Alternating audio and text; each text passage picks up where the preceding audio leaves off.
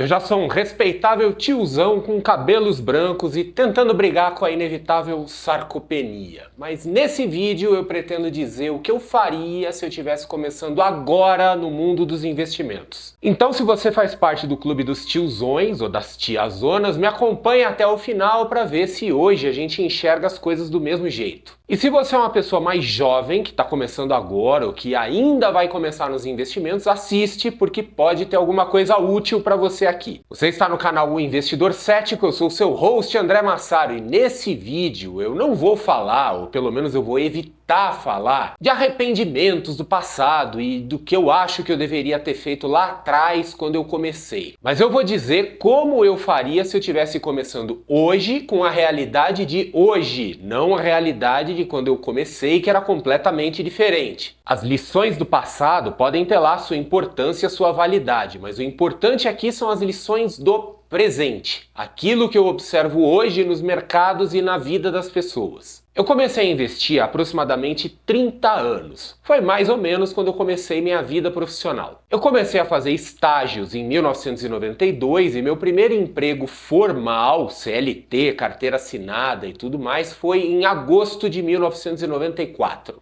Como era o cenário dos investimentos no começo dos anos 90? Não existia home broker, não existia tesouro direto, day trade era coisa de scalper que ficava fisicamente no pregão da bolsa de valores, não tinha fundo imobiliário, previdência privada era uma coisa distante da realidade das pessoas comuns, enfim, era tudo bem diferente e tem pouca coisa concreta que a gente poderia transportar para a realidade de hoje e tirar alguma lição. Mas tinha uma coisa que na época a gente não percebia e só percebeu depois quando o tempo passou. E essa talvez é a coisa mais dolorosa. Era mais fácil conquistar seus objetivos, só que na época parecia muito distante. O pessoal da minha geração só descobriu que era fácil depois que o tempo passou e aí sim ficou impossível de verdade. Tinha um famoso ex-ministro da Fazenda brasileiro que tinha uma fala que virou um clássico. Eu era feliz e não sabia. Pois é, o pessoal que começou a investir nos anos 90 descobriu bem depois que era feliz e não sabia. Isso pelo seguinte, mais pro final dos anos 90 e começo dos anos 2000, uma série de eventos na economia mundial fez com que as principais autoridades monetárias do mundo começassem a baixar os juros artificialmente para níveis ridiculamente baixos para manter os altos níveis de atividade econômica. O efeito perverso desses juros baixos foi que o dinheiro começou a migrar em massa para ações e imóveis, o que inflou esses ativos. Por isso que nas últimas décadas surgiram tantos bilionários, cuja fortuna é constituída majoritariamente de ações, e os imóveis ficaram tão absurdamente caros no mundo todo. Se você é jovem, o que eu vou te falar vai soar como se eu estivesse falando assim de algum outro planeta, mas nos anos 90 era possível um profissional de formação superior em início de carreira comprar um imóvel, ainda que financiado, em um bairro decente de São Paulo ou de alguma outra grande cidade brasileira. Não era fácil, mas era possível. Muitos colegas meus compraram seus imóveis assim naquela época. E eu não estou falando de gente com formação super top, que estudou em universidades de elite nos Estados Unidos. Eu estou falando de gente comum com formação superior, economistas, engenheiros, contadores. E qual é a relevância de eu contar isso? A relevância é que o sucesso nos investimentos não depende só de conhecimento e de técnica. Depende também de motivação e visão de longo prazo. E eu sei que é difícil manter a motivação quando desejos básicos, como comprar um imóvel próprio, parecem um sonho completamente impossível. Pois é, agora você já sabe por que o mundo ficou tão desigual com bilionários de um lado, gente morrendo de fome do outro, e por que os imóveis se tornaram tão inacessíveis. Então, da próxima vez que você for pedir para o governo para baixar os juros à força, lembre-se do que acontece depois. Mas enfim, com a realidade atual, do jeito que ela é, como eu começaria? Uma coisa que eu fiz no meu começo e que eu faria de novo hoje é começar rápido. Começar a investir tão logo começa a vida profissional. E o importante aqui não é o valor investido. Eu sei que a maioria das pessoas em começo de carreira ganha uma miséria. A questão aqui é formar o hábito. ter aquele ritual de todo mês investir alguma coisinha, que seja R$ 1, mas é importante formar o hábito de investir o mais rapidamente possível. A segunda coisa, eu sempre defendi a ideia de que ter capacidade de ganhar dinheiro e gerar renda é mais importante que o dinheiro em si. Uma pessoa jovem, início de carreira, não deve deixar de investir no seu desenvolvimento e na capacidade de gerar renda para empatar dinheiro em títulos ou fundos imobiliários que vão gerar uma merreca de renda passiva. Isso é o ápice da estupidez. Porém, tem uma coisa que precisa ser considerada.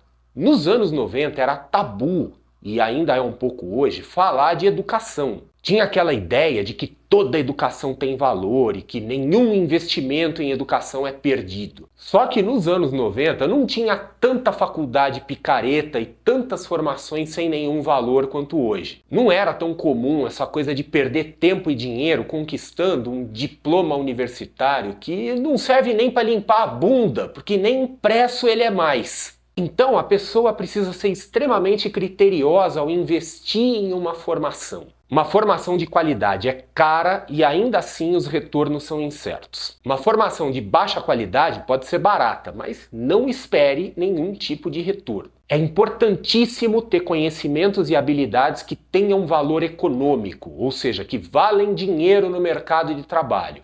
Mas às vezes é melhor não ter nenhuma educação formal do que ter um diploma que, aos olhos do mercado de trabalho, é puro lixo. E aí, o que você está achando até o momento? Otimista, realista ou talvez um pouco cético demais? Conta aí nos comentários como você enxerga essa situação e aproveita para se inscrever no canal e acionar as notificações. Agora, pensando em termos de instrumentos e estratégias de investimento, se eu estivesse começando agora, eu abandonaria, pelo menos nesses primeiros anos, a ideia de renda passiva. Eu sei que hoje tem gente que fala de renda passiva como se fosse uma espécie de religião. Só falta fazer um altarzinho para as ações de dividendo e para os fundos imobiliários. Mas esse tipo de investimento deve ser deixado para uma fase mais madura e quando o patrimônio estiver um pouco mais robusto. Nessa fase inicial é importante pensar em crescimento, até por conta daquele fator motivacional que eu falei no começo do vídeo, lembra?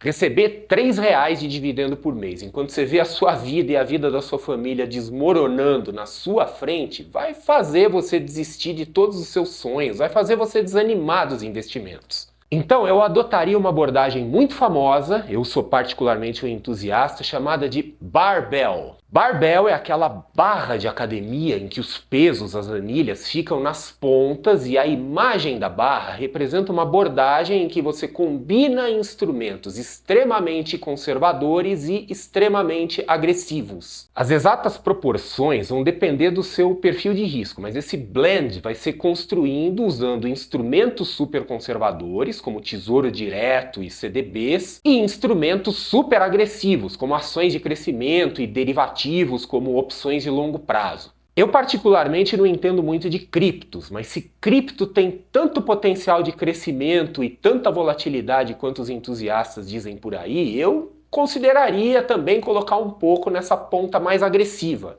Um detalhe importante sobre a estratégia barbell é que a medida é em risco e não em valor financeiro. Não é para pegar o dinheiro e dividir em dois blocos do mesmo tamanho, metade em Tesouro Selic e metade em alguma outra coisa tarja preta. A ideia é que se tenha uma equivalência de riscos nas duas pontas e não de valores, senão você vai se explodir. Então, tipicamente, você vai ter algo como 80% a 99% do seu capital na ponta conservadora e o resto na ponta agressiva. E o legal é que você vai ver a movimentação da ponta agressiva, vai sentir a volatilidade, só que de forma limitada e controlada sem se expor a riscos exagerados. Isso vai dar uma ajuda no fator motivação. Com o tempo, à medida que você for ganhando experiência, sua renda profissional for aumentando, o que vai te dar mais segurança financeira, e você já tiver uma boa reserva de emergência, aí você pode até pensar em aumentar um pouquinho a ponta agressiva do seu barbell. Quem sabe até fazer uma diversificação entre vários instrumentos agressivos para aumentar seu potencial de crescimento. E mais para frente, quando você já tiver com um nível maior de conforto e de folga financeira, aí sim você pensa em renda passiva. Aí sim você começa a olhar para os dividendos e para os fundos imobiliários, mas já com valores um pouco maiores, de tal forma que a sua renda seja minimamente relevante, senão a motivação vai embora. Enfim, se eu tivesse começando agora e sabendo pelo menos um pouco do que eu sei hoje, esse seria o meu plano. Número 1, formar o hábito de investir o mais rapidamente possível. Número 2, investir na minha capacidade de geração de renda profissional, porém de forma extremamente criteriosa para não cair em ilusões e falsas promessas. Número 3, ignorar ativos de risco médio, como ações de dividendo, debêntures e coisas do gênero, e adotar uma abordagem barbell, combinando ativos de baixo risco e de alto risco. E, para finalizar, número 4, buscar renda passiva só depois de formar um patrimônio que permita a geração de uma renda minimamente relevante. Obrigado por ficar comigo até aqui. Se você gostou desse vídeo, assista esse aqui também, onde eu conto um pouco mais sobre o meu começo e a minha evolução como investidor. E até um próximo vídeo.